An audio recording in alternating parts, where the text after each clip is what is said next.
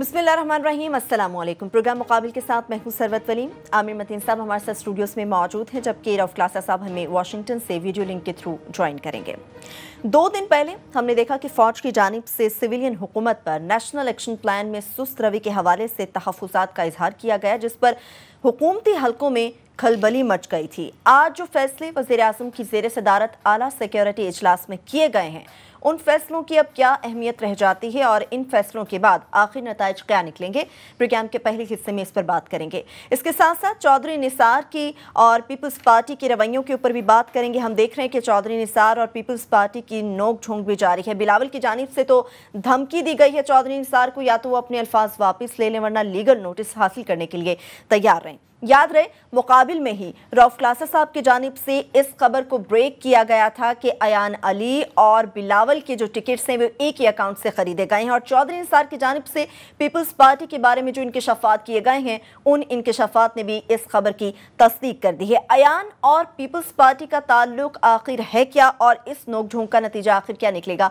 इस पर भी बात करेंगे। हम अपने प्रोग्राम की जब आखिरी स्टोरी की जानिब बढ़ेंगे तो भारतीय वज़ीर आज़म नरेंद्र मोदी की बात करेंगे, जिन्होंने आज खिताब किया और अपने खिताब में उन्होंने कश्मीर के तनाजुर में बलूचिस्तान और गिलगित का जिक्र भी कर दिया। अपनी स्पीच में जो उन्होंने ये जिक्र किया है, आखिर इसकी क्या वजह है, इस पर भी तबसरा करेंगे। आमिर साहब, सबसे पहले आपकी तरफ आते हैं। आला सतही सिक्योरिटी इजलास हुआ वज़ीर आज़म की ज़ेर सदारत, और ये मुसलसल तीसरा बड़ा इजलास था। अहम फैसले किए गए हैं। एक तरफ आर्मी चीफ के हवाले से जो बात की गई, जो ISPR ने ट्वीट किया, तहफ़्फ़ुज़ात का इजहार किया गया, उसके बाद ये फैसले क्या समझते हैं कि इनकी क्या अहमियत रह जाती है?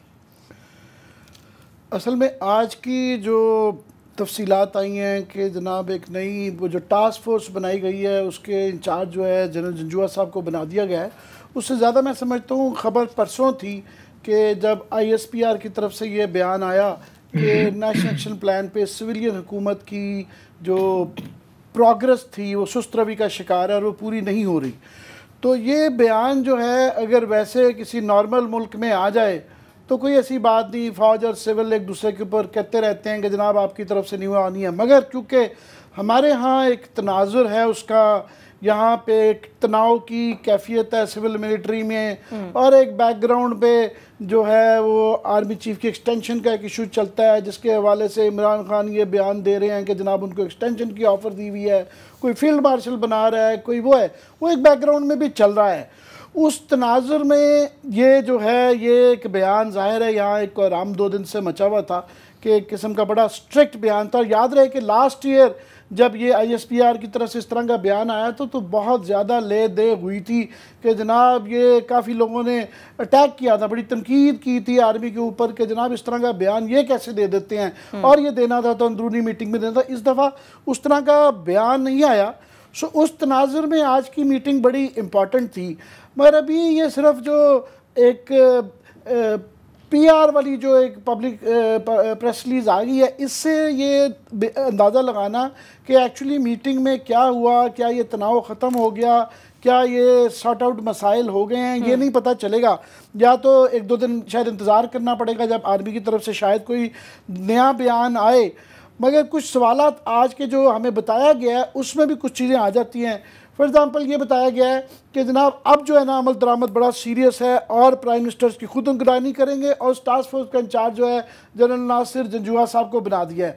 पहली बात तो ये है कि यहाँ पे 2 साल नून लीग ने ज़ाया कर दिए। अब इनके 2 साल रहते हैं तो प्राइम मिनिस्टर को पहले क्यों नहीं ख्याल आया, क्या इससे कोई और इम्पॉर्टेंट पाकिस्तान का इशू था? इस दौरान में भी जो है 5-7 हज़ार लोग शहीद हुए और उसके बाद इतने धमाके हुए, तो उस वक्त इसकी अर्जेंसी नहीं थी। एकदम इनको याद आ गया कि ओहो ये 2 साल गुजर गए, अब करें। तो बाकी जनरल नासिर जंजुआ का रोल अभी मुझे समझ नहीं आ रहा कि कुछ लोगों का ख्याल है कि जनाब वो फ़ौज के आदमी हैं, वहाँ पे प्राइम मिनिस्टर के कैंप में रखे हुए हैं ताकि वो ज़रा इनसिक्योरिटी का शिकार न हो। कुछ लोग कह रहे हैं नहीं, वो नून लीग ने रखे हैं ताकि फ़ौज की तसल्ली हो सके कि देखें ये आपका आदमी हमने रखा हुआ है। तो ये पता नहीं किस किस्म का ये ब्रिज बन पाएंगे या नहीं बन पाएंगे, ये देखना होगा। मगर इसके साथ ये भी देखना होगा क्योंकि काफ़ी इश्यूज, पहले तो ये नेशनल एक्शन प्लान पे जो नहीं हुआ, वो एक वजह तो हुकूमत की अपनी लड़ाइयाँ हैं। ये जिस तरह चौधरी साहब ने खुद ही कहा कि जनाब ये प्रोविंसेस जो हैं वो आधे चीज़ें तो 10 जो 20 में से निकात थे उन्होंने करने थे। फिर जनाब काफ़ी निकात जो हैं वो फाइनेंस मिनिस्ट्री, डिफेंस मिनिस्ट्री और रिलीजियस अफेयर्स मिनिस्ट्री थी। तो आया ये जो अंदरूनी लड़ाइयाँ हैं, क्या इसको नासिर जंजुआ साहब डार साहब से पैसे निकलवा पाएंगे, या ये रिलीजियस मिनिस्ट्री से फोर्स करेंगे कि जनाब आप इसमें मदरसा रिफॉर्म करें, या ये फ़ौज को कन्विंस कर पाएंगे कि इसकी जो असल जो इशू नज़र आ रहा था वो इंटेलिजेंस शेयरिंग का भी था। सो ये ओपन एंडेड है, मगर ये नेशनल एक्शन के पीछे असल कहानी जो है वो मैं समझता हूँ सिविल एंड मिलिट्री का ये तनाव है, और ये बड़ा फौरी है और ये सीरियस इशू है। क्लास साहब, ओवर टू यू, डायरेक्टली मैंने कर दिया आपको। आमिर, आपने अभी 2 बातें की हैं, बड़ी अहम है, मेरा ख्याल मैं उन पर बात करना चाहूँगा। एक तो आपने कहा कि जनरल जंजुआ साहब जो हैं वो फौज के आदमी हैं ताकि नवाज शरीफ साहब अपने आप को इनसिक्योर ना फील करें, या नवाज शरीफ साहब के आदमी है ताकि फौज अपने आप को आके इनसिक्योर ना करे। वो कहते हैं ना कि छुरी खरबूजे पे गिरे या खरबूजा छुरी पे गिरे, तो दोनों सूरतों में ये वो उसको खरबूजे को ही कुर्बानी देनी पड़ती है। तो जनरल जंजुआ साहब जो हैं अल्टीमेटली हमने माजी में देखा है कि ये जितने भी हमारे यूनिफॉर्म्ड हमारे आते हैं वो टॉप पोजीशंस पे बैठते हैं, उनकी अल्टीमेट जो उनकी लॉयल्टीज होती हैं अपने अपने मदर इंस्टीट्यूशंस के साथ होती हैं।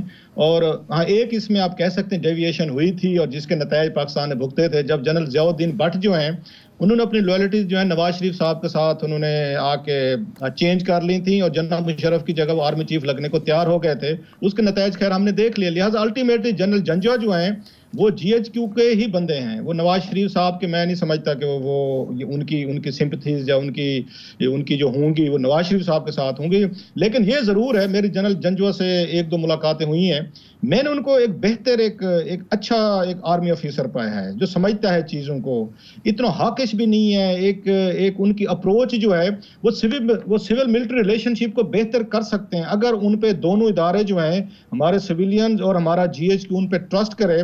तो जो मेरी रीडिंग है जनरल जंजुआ के बारे में वो बेहतर है। पॉजिटिव मेरी उनके बारे में एक राय है कि वो एक ब्रिज का रोल अदा कर सकते हैं। लेकिन जो हमने देखा है कि पिछले कुछ अरसे में जो उनकी एक मुलाकात हुई थी वहाँ बैरून मुल्क हुई थी इंडियन अपने काउंटर पार्ट के साथ, उसके बाद उनका कोई रोल हमें नजर नहीं आया। तो क्या सिर्फ हमने उनको इसलिए रखा हुआ था कि अगर भारत के साथ मुज़ाकरात करने हैं तो GHQ को अपना बंदा होना चाहिए, वो बैठेगा, वो उनसे सारे अपनी बातचीत तय करेगा, तो GHQ को तसल्ली होगी कि हाँ हमारा बंदा भारत के साथ डील कर रहा है, लिहाजा हमें कोई खतरा नहीं है। सो उनका जो रोल था वो यकदम हमने देखा पिछले 6-8 महीनों में पीछे चला गया था। और वो जो मैंने उनको पाया है पीस के आदमी है, वो पाकिस्तान इंडिया रिलेशनशिप पे बड़ी उनकी बेहतर एक पॉजिटिव उनकी अप्रोच है जो मुझे गुफ्तगू से लगा था। एक तो लिहाजा मैं समझता हूँ कि इट्स ए गुड चॉइस वो जनरल जंजुआ जो है। दूसरी बात आपने की कि उन्हें ही क्यों लगाया गया है, ये बड़ा अहम सवाल है आपका। अगर आपको याद हो कि जब इनको कोर कमांडर लगाया गया था बलोचिस्तान नासिर जंजुआ को, उस वक्त वहाँ पे इंसर्जेंसी चल रही थी, हालात बड़े ख़राब थे, बड़े वहाँ डेली बेसिस पे आपके यहाँ जो सेटलर थे पंजाबी स्पीकिंग, उर्दू उसका सराइकी स्पीकिंग, ये हमारे साउथ के जितने भी बेचारे मजदूर थे उनका कत्लेआम किया जा रहा था, मारा जा रहा था वहाँ पे। इन्होंने जाके ये कंपैरेटिवली इन्होंने उसको कंट्रोल किया और एक अपने ते इन्होंने एक उसकी कह सकते हैं सक्सेस स्टोरी बनाने की कोशिश की, अगरचे ये इल्जामात भी लॉ एनफोर्समेंट एजेंसीज पे लगते रहे। इन्होंने कंट्रोल किया था। क्लासेस साहब एक छोटी सी ब्रेक लेने हैं, ब्रेक के बाद हम आपकी तरफ ही आएंगे। जिस तरह से आपने बात की है जनरल रिटायर्ड नासिर जंजुआ के हवाले से कि ये एक गुड चॉइस है, अच्छी चॉइस है, बेहतर इंतखाब है, ये तो उनके नेशनल एक्शन प्लान के ऊपर उन्हें कप्तान मुकर्रर करने के हवाले से बात होगी, इस पर तो बात करेंगे। लेकिन जो अब ये बातें की जा रही है कि भरपूर तरीके से इस प्लान पर अमल दरामद किया जाएगा, अगर अब तक ये अमल दरामद नहीं हो सका था तो इसका जिम्मेदार आखिर कौन है? एक ब्रेक लेंगे, हमारे साथ रहिए।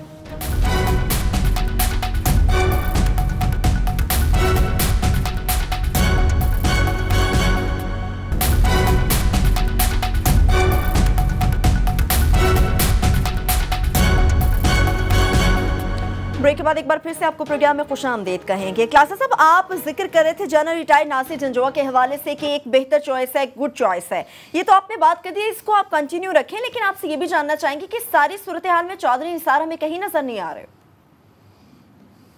आमिर ने जैसे बात की, चौधरी निसार अली खान ने तो 2-3 साल तो वो कोशिश की है। उनको जो सबसे बड़ी मुश्किल पेश है ये चौधरी निसार अली खान को, वो दो उनको मुश्किल आते हैं जो मुझे समझ आ रही है। मेरी इन्फॉर्मेशन नहीं है लेकिन मेरी एक अंडरस्टैंडिंग है एक सिचुएशन की लग रही है। एक आध इन्फॉर्मेशन भी है।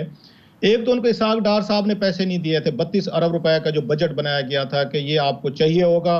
डार साहब ने कहा जी मैंने मेट्रो बस बनानी है, मेरे पास आपके लिए पैसे नहीं है, और उन्होंने नहीं रिलीज की। Everybody knows it. इसलिए नेक्टा भी आपको याद होगा इफेक्टिव नहीं हुआ था। कुर्सियां नहीं थी, मेजें नहीं थी, गाड़ियां नहीं थी, पार्क्स नहीं थे, प्रिविलेज नहीं थे। और आपको पता है हमारे अफसरान जो हैं जब तक बड़ा दफ्तर ना मिले, बड़ी गाड़ी ना मिले, बड़े उनको यहाँ पे ना TADA ना मिले, तो उसके बगैर तो काम करने को तैयार ही नहीं है। ये हम सबको पता है कि बहुत बड़ा सीक्रेट फंड ना मिले जिससे वो कुछ आगे पीछे कर सकें, तो उसके बावजूद भी वो जॉब के लिए तैयार नहीं है, वो पैसे नहीं मिले उनको।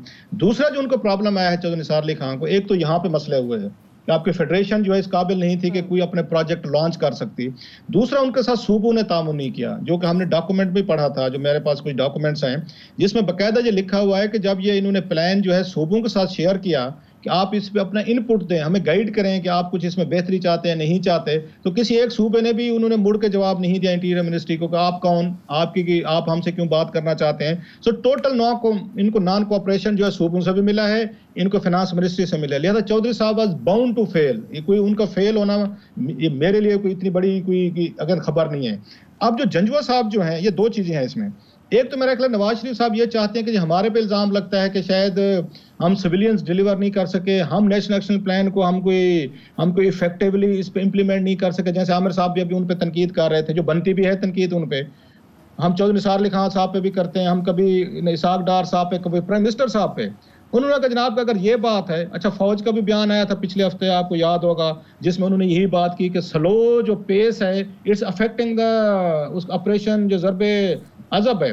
तो मेरा ख्याल है बड़ी स्मार्ट मूव खेली है नवाज शरीफ साहब ने। उन्होंने कहा जी फेयर इनफ, ये लें जी आपका नेशनल सिक्योरिटी एडवाइजर, आपका जर्नल, आपका बंदा, इसको ही हम इसका ऑपरेशन का इंचार्ज बना देते हैं, आप ही फिर एग्जीक्यूट कर लें। सो एक तरह से बरह रास्त कंट्रोल जो था नेशनल आपके एक्शन प्लान का, वो सिविलियन से सो कॉल्ड सिविलियन कंट्रोल था, पहले भी इतना हमें कोई रिजल्ट नजर नहीं है, वो बरह रास्त अब उन्होंने मिलिट्री को दे दिया कि जनाब ये लें, आप जाने, सूबे जाने, फौज जाने, एजेंसियां जाने, सिविलियन जाने, आप हैंडल करें, कल को अच्छा बुरा जो है आपके खाते हो। और लास्टली बलूचिस्तान में क्योंकि उसकी इंडियन की ये पेनिट्रेशन के हवाले से बहुत इल्जाम आ रहे हैं उनकी तरफ से, अब तो खुलम खुला बात होना शुरू हो गया। ब्राहमदाग ये भुक्ति का एक अभी बयान इंटरव्यू सामने आया जिसमें उन्होंने तो इनवाइट कर दिया इंडिया को। सो उस हवाले में मेरा ख्याल है सिविलियन और मिलिट्री लीडरशिप इस नतीजे पर पहुंची है कि जनरल जंजुआ को, क्योंकि बलूचिस्तान को हैंडल डील करने का बड़ा मैसिव एक्सपीरियंस है, बड़ा तजर्बा है, सो बेहतर होगा कि जनरल जंजुआ को दोबारा फील्ड में भेजा जाए, इनको दोबारा ऑपरेशनल इनको रिस्पांसिबिलिटीज इनको दी जाए, शायद ये मैनेज करें। ये जरूर है कि बलोचों की जो कंसर्न्स हैं, जिस तरह की वहां पे ह्यूमन राइट्स रिलेटेड मतलब इश्यूज आते हैं, तो जनरल जंजुआ साहब को चाहिए कि वो इन चीजों को, शिकायत को देखें। ठीक है, सिविल मिलिट्री ताल्लुकात को बेहतर करने की कोशिश की गई। आमिर साहब मैं आपके जानिब आऊंगी, इसमें आर्मी चीफ की एक्सटेंशन का मैं खासतौर पर जिक्र करना चाहूंगी। कहा जा रहा है कि जी आर्मी चीफ को मुद्दत मुलाजमत में तौसीक की पेशकश की है वज़ीर आज़म नवाज शरीफ फौज से खौफजदा। ये हम नहीं बल्कि इमरान खान कहते हैं। आप क्या समझते हैं कि इमरान खान को ये खबरें कहां से आ रही हैं? मैं इस पर बिल्कुल, आपने बहुत अच्छी बात, अहम सवाल पूछा है। तो मैं दरमियान में आपने एक सवाल जो किया था ना चौधरी निसार वाला, जी बिल्कुल, वो उसकी तरफ थोड़ा सा आना चाहूँगा कि वो बड़ा रेलेवेंट है। अब जो ये सारी आज की जो डेवलपमेंट्स हैं, जो नए एक्शन प्लान के ऊपर जो अमल दरामद के लिए जंजुआ साहब को लगाया गया, सबसे अहम सवाल ये है कि यहाँ पे विदर चौधरी निसार वो कहाँ हैं? क्योंकि 7-8 दफ़ा इलेक्टेड चौधरी निसार, वो आपको पता है बड़े तगड़े राजपूत भी हैं, तो उनसे ये एक्सपेक्ट करना कि वो इस कमेटी में एक unelected adviser to the prime minister के अंडर काम करेंगे, क्योंकि नेशनल एक्शन प्लान में बहरहाल कलीदी किरदार जो है रेंजर्स, FIA और ये फेडरल इदारों का होगा। अभी रोल उनका नहीं समझ आ रहा है कि वो इनके साथ काम करेंगे, इनके नीचे काम करेंगे, ऊपर तो वो डेफिनेटली नहीं है। और अगर वो साइड लाइन होंगे तो उनका क्या रिएक्शन होगा, क्योंकि इससे एक किस्म का ये आज की उससे लग रहा है कि ये एक बावर करा दिया गया है कि जनाब ये चौधरी निसार साहब पे डाल दिया। वो बेचारे नेक्टा के चीफ के थ्रू बता रहे हैं कि ये मेरा, इस तरह क्लास साहब ने भी फरमाया कि उनका कसूर नहीं, तो उनको करवाया गया है काफ़ी हद तक, पता नहीं नालायकी की वजह से करवाया गया है या साजिश की वजह से करवाया गया है। मगर अभी ये किस्म का उनको बेचारों को मेरी हमदर्दी है, मैं उनका बहुत बड़ा नाकिद हूँ। मगर ये सारा उन पर डाल के इसमें से लगता है कि अब प्राइम मिनिस्टर का ये कहना कि हम मैं खुद देखूंगा और ये जंजुआ साहब आ गए हैं, उससे जो बैड कॉप इसमें बन गए हैं, बुरा किरदार, वो तो एक किस्म का चौरी निसार हैं कि जनाब 2 साल से ये डिलीवर नहीं कर पाए और हम खाएंगे। मुझे नहीं पता उनका क्या रिएक्शन होगा। फिलहाल उनको जो पीपल्स पार्टी की तरफ लड़ाई की तरफ लग गए हैं, वो लगा दिया गया है शायद, तो वो देखेंगे। बाकी आपका जो जवाब एक्सटेंशन वाला है, वो अब मुझे नहीं पता इमरान खान साहब की जो खबरें कहाँ से आती हैं, तो मुझे उसके ऊपर शक रहता है, क्योंकि पिछले दफ़ा धरने के ऊपर भी वो जो उनको खबरें आ रही थी, जो उनका गो बिटवीन था, जो कांटेक्ट था, जो अंपायर की उंगली के तल्लिक उनको बता रहा था, वो आखिर में पता चला कि वो बिल्कुल झूठा था, गलत था या नालायक था। तो इस दफ़ा नहीं उनके पास ये जो खबरें आ रही हैं कि नवाज शरीफ साहब को ने उनको एक्सटेंशन के लिए कहा, उन्होंने नहीं लिया, तो हमें तो नहीं लग रहा कि प्राइम मिनिस्टर ने एक्सटेंशन की ऑफ़र की है। और बाकी खबरें जो चल रही हैं, आरिफ निज़ामी साहब मेरे एडिटर रहे हुए हैं, बड़े मोतबर आदमी हैं और उनकी अक्सर खबरें ठीक रहती हैं, तो इस वजह से उन्होंने जो ये खबर छोड़ी हुई है मार्केट में कि जी फील्ड मार्शल के ओहदे के लिए जनरल राहिल शरीफ को कंसिडर किया जाता है, क्योंकि माजी में उनकी खबरें इतनी बैकफायर नहीं करती, तो लोग बड़ा अहमियत उसको दे रहे हैं। तो पता नहीं है, वही बता सकेंगे कि आया उनको अगर तो chairman chief of army staff जो है 4 स्टार जनरल होता है, ऊपर की तरफ धकेल दिया जाएगा एक सेरेमोनियल पोस्ट बना के, तो पता नहीं एक वो कोई इतना पावरफुल ऑफिस नहीं होगा।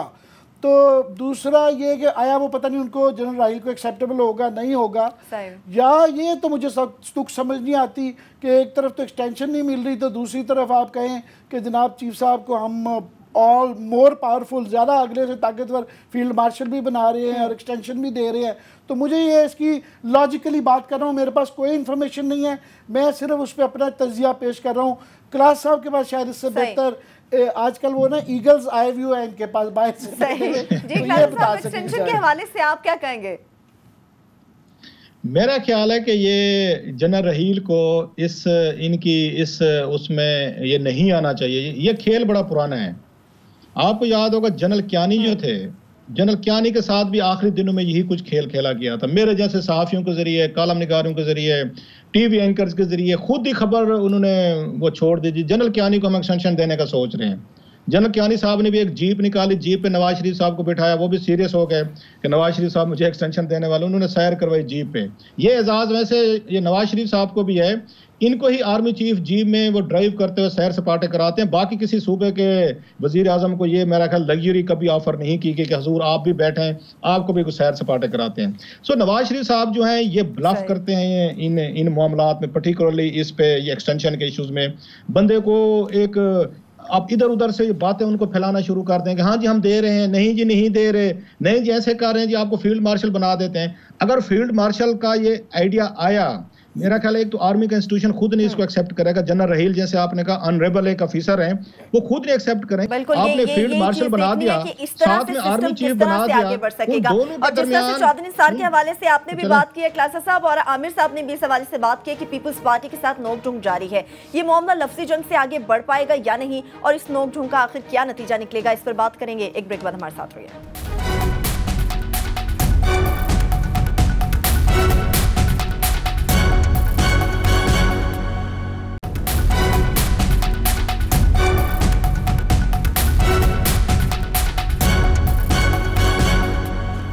ब्रेक के बाद एक बार फिर से आपको प्रोग्राम में खुशामदीद कहेंगे। बात करेंगे इस वक्त जो चौधरी निसार और पीपल्स पार्टी के दरमियान नोकझोंक का सिलसिला जारी है। आमिर साहब आपकी तरफ आऊंगी, समझते हैं लफ्जी जंग का अब ये खात्मा होगा? बात क्या इस पे मैं कहूँ कि एक तरफ ये हम बड़े संजीदा मसाइल की बात कर रहे हैं और मैं समझता हूँ इस वक्त एक बड़ी तनाव की कैफियत है। ये सिविल मिलिट्री का एक टेंशन चल रही है, ज़रबियस की बातें हो रही हैं, कोयटा में पता चला है वाक़यात के बाद कि अभी प्रॉब्लम रिजॉल्व नहीं और बड़े सीरियस है, बड़े इश्यूज़ हैं। और एकदम से एक तरफ एक फ्रिवलेस ही एक लड़ाई चल रही है, वो कुछ उनके मुतल्लिक कह देते हैं, वो कुछ कह देते हैं, वो एक डंड बैठकों के मुकाबले हो रहे हैं, वो कैबिनेट के वज़ीर हैं वो जी पुशअप्स निकाल रहे हैं जी, वो पंजाब वालों से कहें जी आप निकालें। तो ये क्या मजाक है यार, क्या ये मज़ा खेज़ है, ये क्या बड़े संजीदा लोग संजीदा पोस्टों पे इसलिए बजाया था इनको वहाँ पे भिजवाया जाता है कि वहाँ पे ये डंड बैठ के निकालें, तो ये बड़ी फ्रिवलस सी बात है। बाकी इसकी जो संजीदा बात है उसकी मैं समझता हूँ कि जो चौधरी निसार के हम बड़े मैं बहुत ख़ास तौर पे नाक़िद रहता हूँ, मगर उनकी ये खसूसियत है कि वो इतने मुनाफ़िक़त सियासी नहीं करते हैं। ये नून लीग का स्टांस बदलता रहता है, जैसे इनके हालात होते हैं वो चौधरी एतजाज़ के बकौल के जब ये मुश्किल में होते हैं तो पाँव पड़ जाते हैं, और जब ये ताकत में होती हैं तो गले को पड़ते हैं। तो इनके पीपल्स पार्टी के मतलब जो है ना, अपनी हालात देखते हुए इनकी पॉलिसी बदलती रहती है। चौधरी निसार को ये क्रेडिट जाता है कि उनकी कंसिस्टेंट रही है, वो हमेशा से मुखालफत करते हैं पीपल्स पार्टी की और जेन्युइन अपोजिशन करते हैं। बाकी चाहे मुक्का वाली जो पॉलिटिक्स है उसमें चौधरी निसार नज़र नहीं आए। तो उन्होंने जो इल्ज़ामात लगाए हैं उनमें से कोई गलत नहीं लगाया, वो इल्ज़ाम सिर्फ चौधरी निसार ने नहीं लगाया, वो हमेशा से उनके ऊपर लगते आए हैं। और उसमें तो रऊफ़ क्लासा साहब ने जो ये अयान अली के हवाले से जो है वो सारा पाकिस्तान कह रहा है एक मजाक बना हुआ है ना। अब देखें सदर पाकिस्तान है और ये रऊफ़ क्लासा साहब ने तो उसकी तरफ इशारा दे दिया था कि जनाब एक अकाउंट से अयान की भी टिकटें आ रही हैं और बिलावल की भी आई हैं, बजाय इसके कि उसका जवाब दें कि जनाब नहीं ये गलत है, कोई ना भी नहीं कर रहा कि ये वापस जवाब लें वरना हम मुकदमा कर देंगे।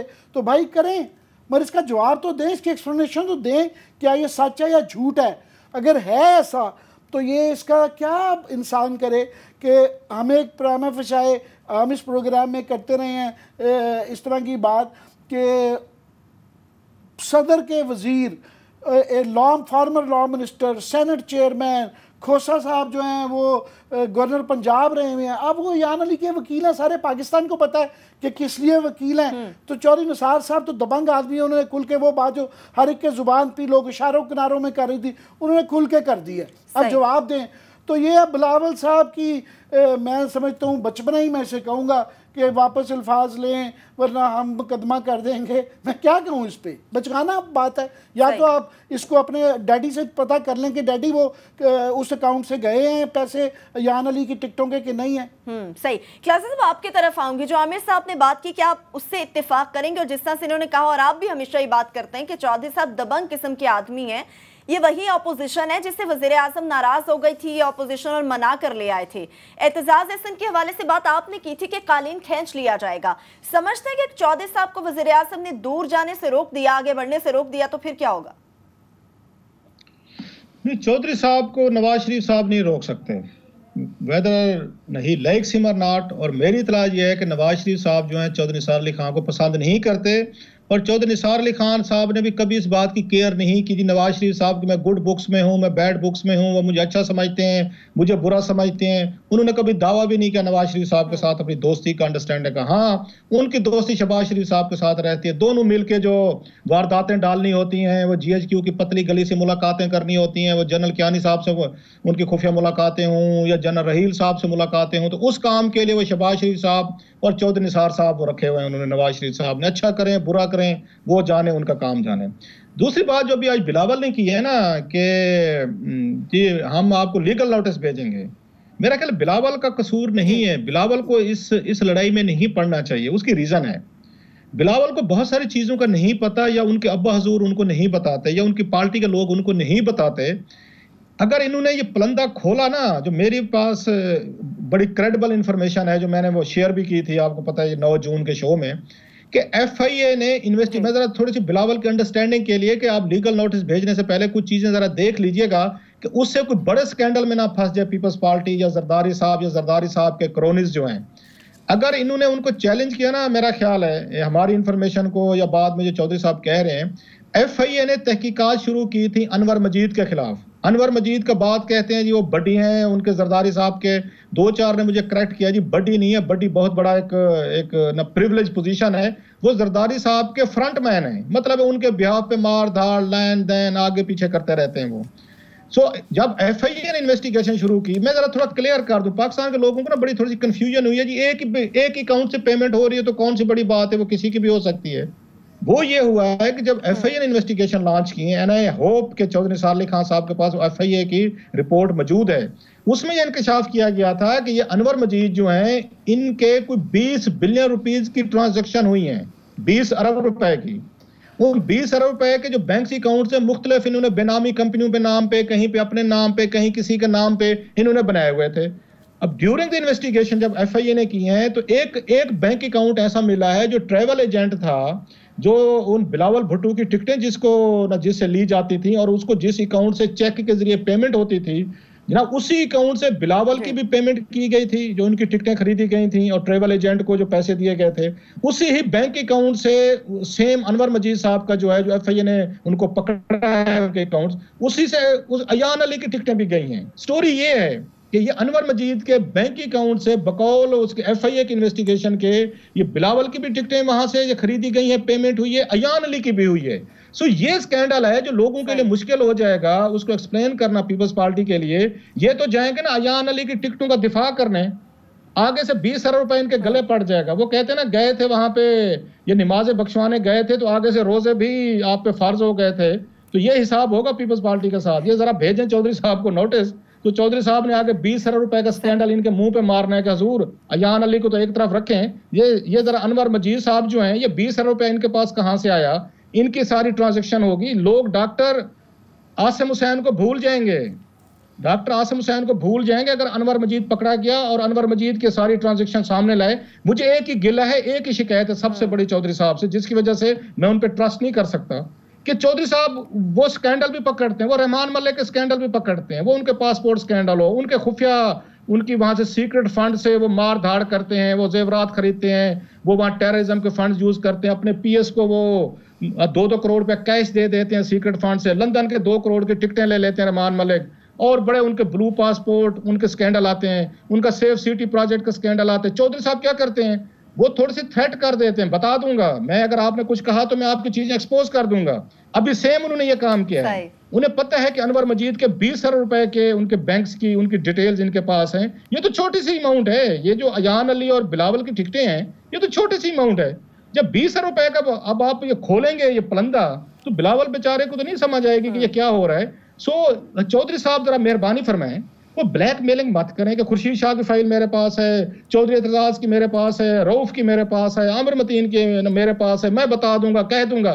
Sir you are the interior minister, अगर वहां बिलावल के उनके क्रोनीज या अनवर मजीद का आपके पास सबूत आ गए, एफआईए को कहें प्रोसीड करें, आप कौम के सामने वो 20 अरब रुपए वाली इंक्वायरी सामने लाएं, शेयर करें। ये जो उनको बिलावल साहब जज्बाती होकर फरमा रहे हैं कि जी हम आपको लीगल नोटिस भेजेंगे, मेरे बिलावल के लिए मैं बड़ा आपको पता मेरा बड़ा सॉफ्ट कॉर्नर है बिलावल के लिए, मेरी एडवाइस ये है सबूत तो मौजूद होते हैं, करके पी जाएं इसको। ठीक है क्लासा साहब, आमिर साहब आपकी तरफ आते हैं। चौधरी साहब ने जो के हवाले से जो क्लासा साहब ने बात की है कि इनके पास सबूत मौजूद है, कार्रवाई तो होनी चाहिए, समझ नहीं आती, और सवाल भी ये कि आखिर कब तक ये सबूत सियासी ब्लैकमेलिंग के लिए इस्तेमाल होते रहेंगे। इसका जवाब भी आपसे लेंगे एक ब्रेक के बाद। जब हम वापस आएंगे तो भारतीय वज़ीर-ए-आज़म नरेंद्र मोदी ने जो आज खिताब किया है, तकरीर की है, उसमें बलोचिस्तान और गिलगित का जिक्र आखिर क्यों किया गया है, इस पर भी बात करेंगे। हमारे साथ रहिए।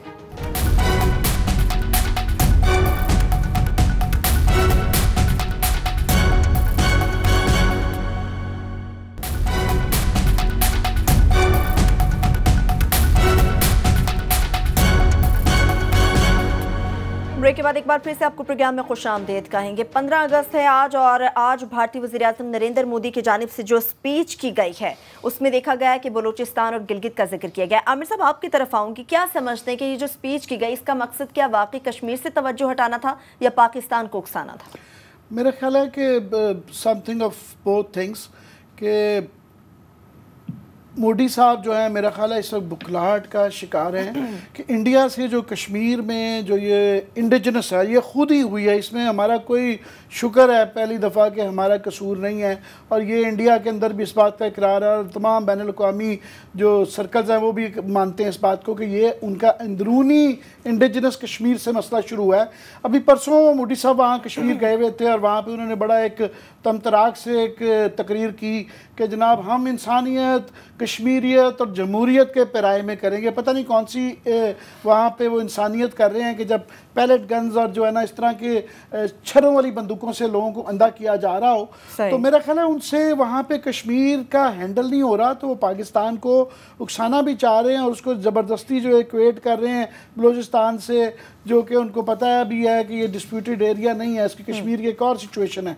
मगर ये जो कर रहे हैं उस पर इंडिया के अंदर भी आज 2-3 आर्टिकल मैं देख रहा था छपे हुए थे, उन्होंने कहा कि जनाब ये आप मैस प्रोटेस्ट कश्मीर में जारी हैं, आज भी 2 लोग शहीद हुए हैं, तो उनका आपने पाकिस्तान को ये दे दिया है कि चार्ज के पाकिस्तान का कंट्रोल ज़्यादा है कश्मीर के, हमारे कहने से वहाँ पे पूरा कश्मीर इस वक्त सड़कों पे आया हुआ है, जो कि 2 दिन से 14 अगस्त को भी वो मनाते हैं ऑफ कोर्स, और 15 अगस्त पे भी वो पाकिस्तानी झंडे लहराते हैं इंडिया की डिफेंस में। तो मेरा ख्याल है उनके यहाँ बुखलाहट का है, और ये क्लास साहब का ये कहना, ये कहते रहते हैं कि जनाब नवाज शरीफ के पास कुंजी थी कि ये सॉल्व शायद इंडिया पाकिस्तान कर सकते थे, वो तो कर सकते थे शायद, मगर ये मोदी साहब के होते हुए मेरा ज़ाती ख्याल है, मैं जाता भी रहता हूँ कि इनके होते हुए इस बात की पॉसिबिलिटी नहीं है। इन्होंने डे 1 से नवाज शरीफ को जो है कमज़ोर किया, उनके वहाँ पे पहुँचने पे भी कोई रिस्पॉन्ड नहीं किया, बाद में भी इस तरह का सिलसिला रहा, और ख़ास तौर पे जब इन्होंने बांग्लादेश में जाके गड़े हुए मुर्दों को उखाड़ के कहा कि देखें हमने करवाया था 71, और इस तरह की जो चीज़ें, और अब बिल्कुल जो है ना मेरा हाल वो सार्क के शायद विजिट में पाकिस्तान उनको आना होगा, ये पता नहीं उसकी प्रिल्यूड है, तैयार कर रहे हैं माहौल, तो मुझे लगता है कि उनसे कश्मीर हैंडल नहीं हो रहा, तो वो दुनिया की नज़र उस पर पड़ रही है, तो वो जान के इसको क्वेट कर रहे हैं बलूचिस्तान के साथ। सही है आमिर साहब, ये तो उनकी स्पीच से वाज़ेह है और वजह है कि उनकी जो स्पीच अगर किसी ने सुनी या जो भी पढ़े तो यकीन तौर पे ये कह सकता है कि मोदी साहब जो है वो बुखलाहट का शिकार हैं। क्लासेस साहब आपके जानिब आऊंगी, जब हम बात करते हैं जुल्म के हवाले से, कश्मीर के हवाले से हम बात करते हैं, क्या ज़रूरी नहीं कि हमें अपने मुल्क के अंदर भी क्या हो रहा है वो नहीं देखना चाहिए? जो मुल्क में जुल्म किया जा रहा है यहाँ की आवाम से, वो नज़रअंदाज कर देना चाहिए कि कहीं पर एहतजाज किया जाए तो उन पर दहशतगर्दी के मुकदमे दर्ज कर देने चाहिए? मैं राजनपुर की तहसील दाजिल के हवाले से बात कर रही हूँ। आपने बड़ी खूबसूरत बात की है सरवत, और ये पाकिस्तानियों के साथ हमारा प्रॉब्लम है, हम क्योंकि सच सुनने के आदी नहीं है, मैं भी आदी नहीं हूं, मुझे कोई सच मेरी बात बताए मुझे भी बुरी लगेगी। आप ये देखें कि जब हम ये बात करते हैं कि आज़ाद कश्मीर मकबूजा कश्मीर में जुल्म सितम हो रहा है, जो कि हो रहा है, आमिर ने बड़ी तफसील से बात बताई, हमने पहले भी प्रोग्राम किए हैं इस पे, तो वहां से ये जवाब आता है कि आप किस मुंह से बैठ के आप इस पे ये तशद्दुद की बात करते हैं। आपके 14 लोग तो आपकी पुलिस ने मॉडल टाउन में मार दिए थे, कोई पूछगछ भी नहीं है, वो बलूचिस्तान का भी हवाला देते हैं। अगरचे हमारा पॉइंट ऑफ व्यू ये होता है जी कि वो मकबूजा इलाका डिस्प्यूटेड है, ये हमारे मुल्क का हिस्सा है, लेकिन इवन देन इसका मतलब ये नहीं होता कि आप अपने शहरी जो हैं उनको मारना शुरू कर दें क्योंकि ये हमारी रियासत के अंदर रहते हैं, इनकी जान माल हमारे कब्जे में, हम जो चाहें कर लें। अगर हमने एक हाई मॉरल ग्राउंड लेने हैं इंडियंस के खिलाफ, जो हमें लेने चाहिए, तो अपने मुल्क में भी देखना चाहिए कि हमारी लॉ एनफोर्समेंट एजेंसी, हमारी पुलिस क्या कर रही है। अभी इसी को दाजल वाला वाकया देख लें, ये जहां राजनपुर में हुआ है, और मेरा ख्याल है, मुझे कहना नहीं चाहिए, बुरी बात लगती है इस मौके पे, कि राजनपुर के लोगों को बड़ा शौक था शहबाज शरीफ साहब को, उन्होंने एमपीए बनवाया था, वहां से एमपीए का इलेक्शन जीते थे। अब दाजल में एक छोटा सा वाकया हुआ है, कि छोटा तो नहीं था खैर, कि वहां पे एक उसमें डेक्विटी में एक भाई मारा गया है, उसको गोली लग गई, दूसरा जख्मी हो गया, उस पर लोगों ने एहतजाज किया। अब पुलिस जो वहां पे हशर कर रही है, जो तशद्दुद कर रही है, वहां सैकड़ों लोगों पे पर्चे कर दिए गए हैं। ये सराइकियों की वैसे किस्मत है, ये साउथ की किस्मत में लिख दिया गया है कि इनको तशद्दुद के साथ मारना है, या भूख के साथ मारना है, या फाइनेंशियल टेररिज्म करना है इनके साथ। अब हर घर में पुलिस घुस गई है वहां पे। उस वक्त उसके बाद उन्होंने पर्चे कर दिए हैं, पर्चों में दफात डाल दी हैं दहशतगर्दी की, टेररिज्म की, कि ये टेररिज्म कर रहे थे, जो सड़क पे आके पीसफुल मुजाहरा करें वो टेररिज्म कर रहे थे। पर्चे हैं, तशद्दुद है, थानों वालों की चांदी लग गई है। पूरे दाजल में इस वक्त कर्फ्यू है, लोगों के एसएमएस आ रहे हैं, उनकी एसओएस आ रहे हैं कि हमारी जानें बचवाएं। ये यहाँ मुझे लोगों ने अमेरिका में राब्ते किए हैं, मेरे कुछ दोस्तों ने, उन्होंने कहा हुजूर हमारी जानें बचाएं, मीडिया नहीं इसको उठा रहा, सारे लोग यहाँ खामोश हैं। पुलिस को उन्होंने खुली छुट्टी दे दी, शहबाज शरीफ साहब ने मार मार के उन्होंने लोगों को हशर कर दिया है। अगर आपको याद हो जो फैसलाबाद में तशद्दुद किया गया था, पुलिस ने किया था, जब लोड शेडिंग के खिलाफ लोगों ने मुजाहरे किए थे, इससे मिलता जुलता वो दाजल में कर रहे हैं। सो थोड़ा सा कोई रहम करें। आप उसमें बैठ के दूसरे मुल्कों में तशद्दुद होते हैं, कार्रवाइयां होती हैं, तो आप उस पर तो बड़े रोले डाल देते हैं। हम लोग सारे अपने शहरों को 14 लोग हम मॉडल टाउन में कत्ल कर देते हैं। बलूचिस्तान के हवाले से उनके अपने रिजर्वेशन सामने आ रही हैं जी, वहां पे ह्यूमन राइट्स अब्यूजेस हो रही हैं। अब आपने साउथ पंजाब सराइकी इलाके में आपने वहां पे एक घेरा डाल लिया है, दाजिल के लोगों को तशद्दुद का निशाना बना रहे हैं। अच्छा, सराइकी यूजली सब लोग जानते हैं ये पीसफुल लोग हैं, ये लड़ने भिड़ने वाले होते हैं, ये बेचारे वायलेंट होते, तशद्दुद होते, तो इनके साथ ये हशर होता कि राजनपुर में या बाकी इलाकों में जानवर और इंसान पानी एक जगह पी रहे होते। ये लड़ भिड़ के आपसे अपना राइट ना ले लेते कि आप इनके साथ जो तख्ते लाहौर बैठ के ज्यादतियां करता है, जो इनके फाइनेंशियल इनके शेयर नहीं मिलता। तो शहबाज शरीफ साहब, आपको इन्हीं लोगों ने वोट दिया था, आपने इनका ठुकाई की है या करवाइया ठीक किया है, ये डिजर्व करते हैं। लेकिन मेहरबानी फरमाएं, आप इसको आप इस रियासत में दहशतगर्द ना पैदा करें। आप उन पे दहशतगर्दी के पर्चे दर्ज करवा रहे हैं, थानों के जरिए मरवा रहे हैं। इतनी पुलिस बहादुर थी जो मार रही है दाजुल में, राजनपुर में एक छोटू गैंग ने आमिर इनकी मत मार दी थी, मतलब भाग गए थे सारे वहां से। पुलिस जो है कमजोर पे चढ़ जाती है और ताकतवर के आगे हथियार डाल देती है हमारी पुलिस। आप ही कुछ इस पे कहें, कोई जरा आप ही रिक्वेस्ट करें शहबाज शरीफ साहब से, जनाब को रहम फरमाए सराइकियों पे, साउथ पे।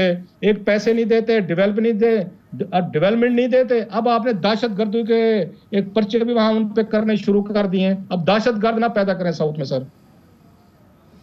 जी आमिर साहब, मुझे नहीं पता क्लास साहब के शख्स पढ़ रहा है, आप मुझे करेक्ट करें कि ये इस पे जब शहबाज शरीफ साहब ने ये सीट छोड़ी थी तो ये मेरा अली वही सीट तो नहीं, अली रजा दरिशक, जहाँ से फिर पीटीआई के आ गए थे। जी। और उनके वालिद साहब शायद अभी भी इंडिपेंडेंट हैं, पीटीआई जीत गई थी। इसीलिए बदला ले तो रहे हैं समझ आती है कि शहबाज शरीफ की छोड़ी हुई सीट के ऊपर जब पीटीआई जीत जाए तो फिर वो एक थोड़ी सी सियासी, मुझे इसकी डिटेल्स वाक़यात की नहीं पता, मगर मैं फिर थोड़ी सी समझ सकता हूँ कि वो फिर डीसी बहादुर साहब को क्या अहकामात वहाँ पे होंगे कि जनाब सॉर्ट आउट तो फिर करना पड़ता है ना, ऐसे लोगों को समझाना पड़ता है कि बॉस कौन है।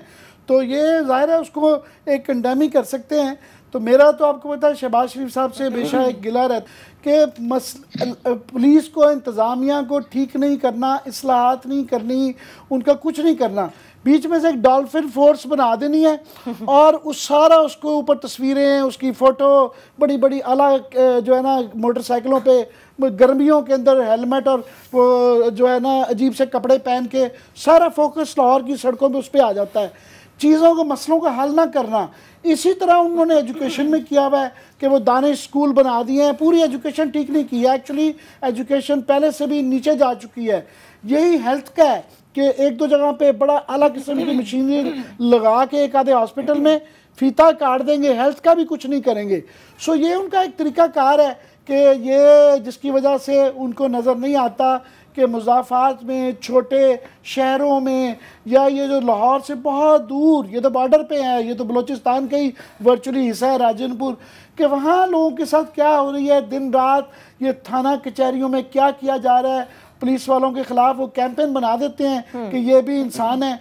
मैं पुलिस को भी जो इनकी जो दर्दनाकी है, जब ऊपर से ऑर्डर आता है वो नहीं है। हाँ, ये ज़रूर है कि आपने बात कर दी है तो एक बंदा सस्पेंड हो जाएगा, मामला ठीक नहीं होंगे। जी क्लास है साहब। आमिर, ये आपने इनकी सही आइडेंटिफिकेशन की है। मुझे बात दफा ना साउथ के लोगों पे रहम भी आता है और इन पे गुस्सा भी आता है। रहम इसलिए आता है कि बेचारे ये तो इस काबिल ही नहीं रहे कि अपनी आवाज उठा सकें। ये मुझे हैरानी होती है कि जब कोई 8, 10, 15 साउथ के या कोई 100, 150 बंदा इकट्ठे होकर एहतजाज करता है। साउथ में तो एहतजाज का कल्चर भी नहीं है। उन्होंने कहा जनाब कि इससे पहले ये अपने पैसे मांगने पे आ जाएं, अपना सूबा मांगने पे आ जाएं, अपना कुछ शेयर मांगने पे आ जाएं, तरक्की में हिस्सा मांगने पे आ जाएं, नौकरियों में कोटा मांगने पे आ जाएं, इनकी या धुलाई करो वहां राजनपुर में और वहां पे दाजुल में कि इनको इबरतनाक मिसाल बनाओ, इनके घरों में घुसो, पुलिस को भेजो, डंडे मारो, इन पे दहशतगर्दी के पर्चे करो, इनको दहशतगर्द साबित करो। ये इनका मेरा ख्याल तरीका वारदात है जो तख्त लाहौर फरमाता है। आपने पुलिस ठीक नहीं करनी, 12 करोड़ का सूबा आपने उस पे आप बैठ गए, आपसे लाहौर नहीं चलता, क्राइम रेट देख रहे हैं। अब कल उन्होंने मेरा ख्याल सदर्न रिंग रोड का इफ्तिताह किया है। शहबाज शरीफ साहब फरमाते हैं कि जनाब इससे बेहतर दिन ही नहीं हो सकता था कि मैंने रिंग रोड का इफ्तिताह किया है। दुनिया जहां का पैसा आप लाहौर पे लगा रहे हैं, आपकी पॉपुलेशन लाहौर की एक्सप्लोड कर गई है, आपका क्राइम रेट बढ़ गया है। कोई खुदा का खौफ करें, कुछ सूबे को रैशनलाइज करें, कोई एडमिनिस्ट्रेटिव बुनियादों पे कुछ दीगर बुनियादों पे सूबे बनाए, बहावलपुर का बना दें, मुल्तान बना दें, यहाँ पे आप पोठोहार सूबा बना दें, सेंट्रल पंजाब का सूबा बनाएं, कुछ थोड़ा सा डिवॉल्व करें, कुछ अच्छे पुलिस ऑफिसर लें। आपने डिप्टी कमिश्नर लगा लिए, रूथलेस लोगों को लगा दिए, उससे बड़े आपने खूनखार किस्म के डीपीओ लगा दिए हैं जो लोगों को मारने पे, तशद्दुद पे, जो पिछले दिनों हमने डीपीओ आबिद की भी सियालकोट की कहानी सुनाई आपको, वहां पे हमने सादकाबाद की हमने आके दिखाई, अभी दाजुल देख लें। आमिर, होता क्या है कि ब्यूरोक्रेसी में मोस्टली लोग जो हैं ये आपके सेंट्रल पंजाब के हैं। ये जब लग के जाते हैं वहां पे डिप्टी कमिश्नर, ये साउथ में या नॉर्थ में, इन लोगों को हमदर्दी नहीं होती, उनको जानवरों की तरह ट्रीट करते। मैंने खुद देखा हुआ लइये में कि जो डिप्टी कमिश्नर आता है, जो वहां पे आपका डीपीओ आता है हमारे इलाकों में, वो किसी बड़े बंदे का रिश्तेदार होता है। अभी भी देखें जो डिप्टी कमिश्नर ये आपका डेरा गाजी खान है, वो बहुत बड़े बंदे का वो रिश्तेदार है। वो पीछे से जो भी लगते हैं वहां पे वो जाते हैं, वहां पे लोगों को इंसान नहीं समझते। एक तो उनकी एक रेशियल किस्म की नफरत है, बिल्कुल साहब के साउथ के लोगों को इंसान नहीं समझा जाता, नफरत का इजहार किया जाता है, जानवरों की तरह ट्रीट किया जाता है। जिस तरह से आमिर साहब ने डॉल्फिन पुलिस के हवाले से बात की, आपने सड़कों पुलों के हवाले से बात की, तो शायद हुकूमत पंजाब इस पॉलिसी पर गामजन है कि जो दिखता है वही बिकता है। इसके साथ ही प्रोग्राम अपने इख्तिताम को पहुंचता। अपना बहुत सा ख्याल रखिए। खुदा हाफिज़।